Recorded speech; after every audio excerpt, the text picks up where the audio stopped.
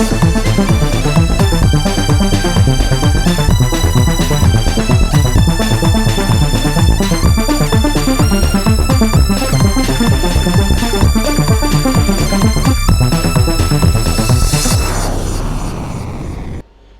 চব্বিশ পরগনা জেলা তৃণমূল যুব কংগ্রেসের জেলা কমিটি মিটিং হলো আজ ক্যানিং বন্ধুমহল ক্লাবে। কাকদ্বীপে জনসভা করার জন্য প্রথমে একটু ঘাবড়ে গিয়েছিলাম, কারোর সঙ্গে পরিচয় নেই, কিভাবে সভা করব, কিভাবে এত বড় একটা সমাবেশ করব। 21শে জুলাইকে সামনে রেখে সেই সভা প্রস্তুতি শুরু হয়েছিল।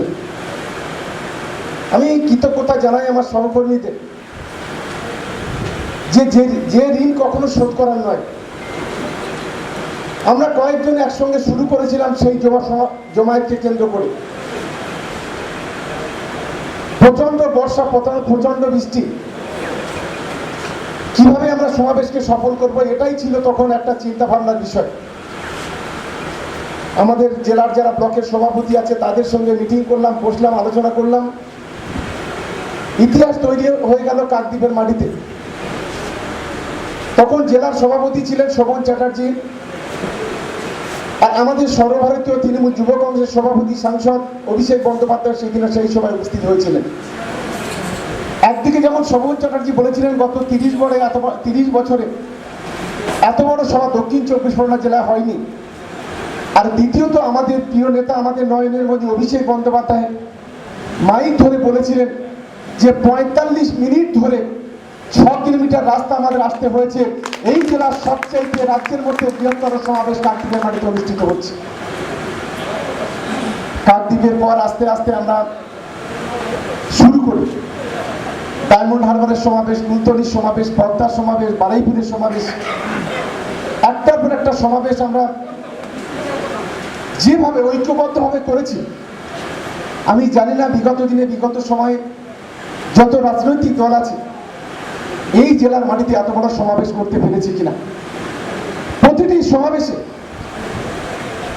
আমরা হাজার হাজার লাখে লাখে মানুষের জমায়েত করেছি। এক ঐক্যবদ্ধ লড়াই, একক পরিবার।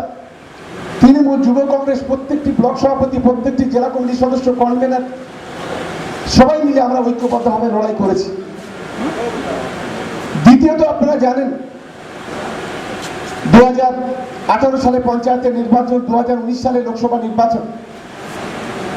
এই নির্বাচনগুলির এক মুহূর্তে আমরা এই জেলার মাটিতে দাঁড়িয়ে আমরা আমাদের প্রত্যেকটি ব্লকের সভাপতি, আমরা আমাদের প্রত্যেকটি ব্লকের জেলা কমিটির সদস্য যারা আছেন, জেলার অঞ্চল কমিটি থেকে শুরু করে যারা আছেন, আমরা সেদিন সবার কাছে একটা আবেদন করেছিলাম। রাজনীতিতে ক্ষোভ, দুঃখ, জ্বালা, যন্ত্রণা, বেদনা, কষ্ট অনেক কিছু আছে, কিন্তু শত্রুর বিরুদ্ধে যখন লড়াই করতে হয়, বিরোধী রাজনৈতিক দলের বিরুদ্ধে যখন লড়াই করতে হয়, তখন সর্বশক্তি দিয়ে আমাদের ঝাঁপিয়ে পড়তে হবে। আমি কৃতজ্ঞতা জানাই আপনাদের কাছে যে আমরা 18 সালে এই জেলায় 81টা জেলা পরিষদ, 29টি পঞ্চায়েত সমিতি, 292টা গ্রাম পঞ্চায়েত আমরা জয়ী হয়েছিলাম। এবং সঙ্গে সঙ্গে 19 সালে লোকসভা নির্বাচন আমরা স্লোগান দিয়েছিলাম যে 8000 উপরে বুথ আছে, সেই বুথগুলোর প্রতিটি ইঞ্চিতে তৃণমূল যুব কংগ্রেসের ছেলেদের লড়াইটা করতে হবে। গোটা জেলা জুড়ে এক ভয়াবহ কঠিন পরিস্থিতি, সাম্প্রদায়িক শক্তির হাতছানি, কোটি কোটি টাকা দিয়ে গরিব মানুষের মগজটাকে কিনে নেওয়া, মাথাটাকে কিনে নেওয়া, হিন্দু মুসলমানদের মধ্যে ভাগ করা, বন্ডে বন্ডে ভাগ করা। গোটা রাজ্য জুড়ে এক, কখনো নরেন্দ্র মোদী, কখনো অমিত শাহ, কখনো রাজনাথ সিং থেকে শুরু করে বিজেপির দাপট নেতারা দিল্লি থেকে উড়ে এসে তারা এখানে নানান রকম ভাবে এই বাংলাকে দখল করার জন্য চেষ্টা করেছে। কিন্তু আমরা দক্ষিণ চব্বিশ পরগনা জেলার সমস্ত নেতৃত্বকে ধন্যবাদ জানাবো যে বীর পুরুষের মতো লড়াই করেছে, কাপুরুষের মতো পিঠ দেখায়নি। বিশেষ করে আমাদের এই জেলার মাটিতে দাঁড়িয়ে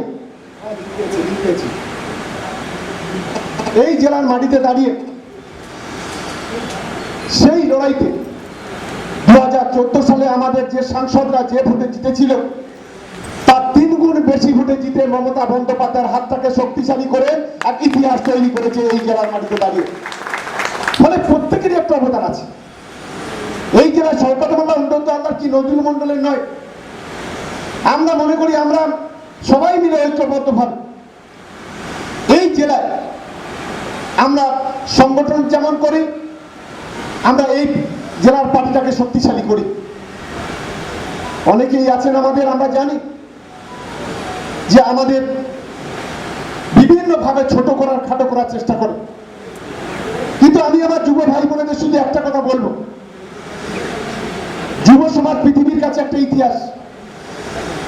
পৃথিবীর ইতিহাসের পাতা উল্টে দেখুন, সারা পৃথিবীতে যত লড়াই আন্দোলন সংগ্রাম হয়েছে, স্বাধীনতা আন্দোলন থেকে শুরু করে সবকিছু, যুব সমাজের একটা গুরুত্বপূর্ণ ভূমিকা ছিল, আজও আছে।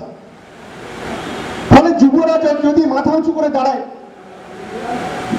অনেক অসম্ভবকে সম্ভব করতে পারে। এটা আমাদের জেলা তার চাইতে সবচাইতে বড় নিদর্শন। তাই আমি আপনাদের কাছে অনুরোধ করতে চাই, আমাদের সর্বভারতীয় সভাপতি আমাদেরকে বলেছেন যে নতুন জেলা কমিটি করতে।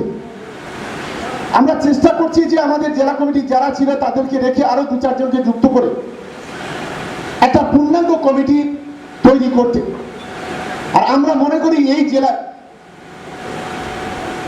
বিরোধী রাজনৈতিক দল যারা আছে, শেষ বিজেপি, সিপিএম, কংগ্রেস যারা আছে, তাদের বিরুদ্ধে লড়াই করার জন্য তৃণমূল যুব কংগ্রেস যথেষ্ট বলে আমি অন্তত এই জেলার মাটিতে মনে করি। ফলে যারা আজকে নির্বাচনকে সামনে রেখে নানান রকম কথা বলছে, নির্বাচনকে সামনে রেখে যারা বিভ্রান্ত করার চেষ্টা করছে, যারা অরাজকতা তৈরি করার চেষ্টা করছে, আমি আমার সকল তৃণমূল যুব কংগ্রেসের সকল সদস্য ভাই বোনেদের কাছে আমি অনুরোধ করব, আগামী দিনে এই জেলা ঐক্যবদ্ধভাবে লড়াইটা করতে হবে। তৃণমূল কংগ্রেস, তৃণমূল যুব কংগ্রেস, তৃণমূল মহিলা Congress, SC ST cell, minority থেকে শুরু করে কিষাণ সেল, আইএনটিডিউসি থেকে শুরু করে যত সংগঠন আমাদের আছে, আমাদের ঐক্যবদ্ধভাবে আমাদের লড়াই করতে হবে। এই জেলার বিরোধীদের 1 ইঞ্চি মাটি ছেড়ে দেওয়ার কোনো জায়গা নেই। প্রতিটা ইঞ্চিতে ইঞ্চিতে আমাদের লড়াই করতে হবে। এই জেলার মাটিতে আমাদের বুঝিয়ে দিতে হবে, এই জেলায় শেষ কথা বলবে তৃণমূল কংগ্রেস, সেই লড়াইতে আমাদের কিন্তু লড়তে হবে। এই বড় দায়িত্ব আমাদের। আজ মমতা দিয়ে আজকের অভিষেকটা যে দায়িত্ব আমাদেরকে দিয়েছে, সেই দায়িত্ব আমরা সবাই মিলে শেয়ার করব, ভাগ করে নেব। এটা কারণ 1 জন 2 জন 5 জন উৎসাহিত হওয়ার কথা নয়। এটা আমি সকলকে মাথায় রেখে আমি অনুরোধ রাখার জন্য আমি অনুরোধ করব। এবং সঙ্গে সঙ্গে আমরা নতুন জেলা কমিটি তৈরি করব এবং সেই জেলা কমিটির সভাটা বারুইপুরে হবে। আমরা সেদিন বারুইপুরে আমাদের মাননীয় স্পিকার সাহেব বিমানদা, নির্মলদা থেকে শুরু করে আমাদের জেলা সভাপতি সুভাষিস দা থেকে শুরু করে আমরা তাদেরকেও সবাইকে আমন্ত্রণ করব, আমাদের সমস্ত এমএলএকে আমরা আমন্ত্রণ জানাবো। কারণ আমরা গতবার একটা কমিটি আমাদের হয়েছিল, আপনারা জানেন, যেটা আমরা বারুইপুর রবীন্দ্র ভবনে সেটা আমরা ঘোষণা করেছিলাম। আমরা আবার সেই বর্তমানে করোনার জন্য রবীন্দ্র ভবন বন্ধ আছে, নিশ্চিতভাবে সেটা হয়তো অল্প দিনের মধ্যে খুলে যাবে বা অন্য কোনো হল আছে বারুইপুরে। কারণ জেলার একটা মধ্যস্থ অঞ্চল বারুইপুর, সেই বারুইপুরে আমরা সভাটা করব। এবং সঙ্গে সঙ্গে আপনারা জানেন যে আমাদের জেলা এবং রাজ্য থেকে 2টো পদ তুলে দেওয়া হয়েছে, একটা হলো অবজারভার, একটা হলো তৃণমূল যুব কংগ্রেসের কার্যকরী সভাপতি। আমার সহকর্মী, আমার ভাইয়ের মতো, বন্ধুর মতো অনিরুদ্ধতা ছিল। আমরা মাননীয় এমপি সাহেবের সাথে আমার কথা হয়েছে, আজ থেকে দক্ষিণ 24 পরগনা জেলা তৃণমূল যুব কংগ্রেসের সহসভাপতি হিসেবে আমি অনিরুদ্ধতার নাম আজকের হাউসে প্রস্তাব করছি। এবং আমরা আশা করি যে আমাদের সবাই মিলে আমরা ঐক্যবদ্ধভাবে আমরা কাজটা করব। আমরা এখানে যারাই আছি আমি সকলকে অনুরোধ করব যে আমাদের ঐক্যতা, আমাদের একতা, আমাদের ইউনিটিটাকে আরো বেশি মজবুত করতে হবে। আমাদের এই জেলার অভ্যন্তরে 2টি জায়গা আছে যেখানে তৃণমূল যুব কংগ্রেসকে কাজ করতে দেওয়া হয় না। সেখানে আমরা গোটা জেলা আমরা সেখানে মিটিং করব, মিছিল করব, বিরোধী রাজনৈতিক দলের বিরুদ্ধে আমরা সংগ্রাম করে তুলব। সেই কাজটা কিন্তু আমাদের করতে হবে। এবং আমি মনে করি যে আমাদের যারা বিধায়ক আছেন, আমাদের যারা ব্লক সভাপতি আছেন, আমাদের জেলা সভাপতি থেকে শুরু করে সবাই আমাদেরকে পূর্ণাঙ্গভাবে সহযোগিতা করেন, এটা আমাদের কাছে অনেক বড় পাওনা। আমি সকলকে আজকের এই সভায় দাঁড়িয়ে আমাদের আগামী দিনে আরো বেশি শক্তিশালী মনোভাব নিয়ে, আরো বেশি ঐক্যবদ্ধ চেহারা নিয়ে আমরা এগোতে শুরু করব। এবং আপনারা জানেন যে এই করোনাতে বর্তমানে গত 4 মাস ধরে এক ভয়াবহ পরিস্থিতি, প্রায় 1 কোটি 1.5 কোটির মতো মানুষ ইতিমধ্যে সারা বিশ্বে আক্রান্ত হয়েছে। সারা বিশ্বে কয়েক লক্ষ লোক ইতিমধ্যে মৃত্যুর মুখে ঢলে পড়েছে। আমাদের দেশেও আমাদের রাজ্যে প্রতিদিন এই করোনা আক্রান্তের সংখ্যা বাড়ছে, মৃত্যুর মিছিলও বাড়ছে। এইরকম একটা ভয়াবহ পরিস্থিতির মধ্যে দাঁড়িয়ে আমাদের রাজ্যের প্রিয় মুখ্যমন্ত্রী সর্বভারতীয় নেত্রী মমতা বন্দ্যোপাধ্যায় তিনি ইতিহাস তৈরি করেছেন এই জেলার মাটিতে, এই রাজ্যের মাটিতে। একদিকে 10 কোটি লোককে 2 টাকা দরে চাল ফ্রি করে দেওয়া, রেশনিং ব্যবস্থাটাকে ফ্রি করে দেওয়া,